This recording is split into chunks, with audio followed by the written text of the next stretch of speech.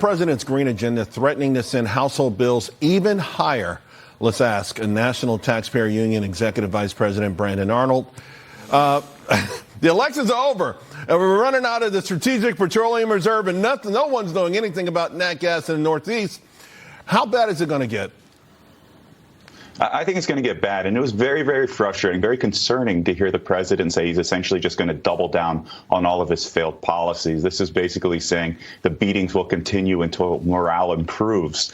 But guess what? His policies are going to be even more acute. We're going to feel them even more acutely heading into these cold months. We just saw, as Jerry reported, utility bills, particularly electricity costs, are rising even on a month-to-month basis, not just even from last year. The Fed's actions will eventually drive down inflation a little bit, but we're seeing very little assistance on that effort from Congress and this White House. In fact, most of their policies are pushing in the wrong direction. Yeah, it's interesting that you brought that up, because at some point we may hear a victory lap as inflation is coming down, but it's going to probably come down because recession is the next big thing. And that's a hell of a 1-2 punch for the average American.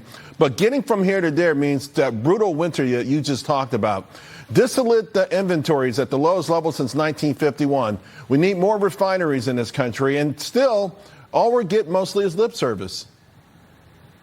Yeah, they made a huge investment in renewable energy with the Inflation Reduction Act, and that's all fine and good, but those projects are not coming online for many, many years. And part of the problem is because of this president's policies when it comes to permitting. They haven't passed a permitting reform bill, even though they promised one to Senator Manchin. They failed to get it done. So without permitting, you can't even construct some of these projects. You can't build the transmission infrastructure to get the projects from the generation to individuals, to people, to factories, to businesses, and so forth. So these policies aren't going to work. They're in conflict with one another. We have high energy prices on the horizon for the foreseeable future, unless we see a complete economic collapse, in which case all prices are going to fall. But there's going to be a lot more associated pain with that, of course. Yeah, absolutely. It's just absolutely. It's a dreadful situation. Thank you so much.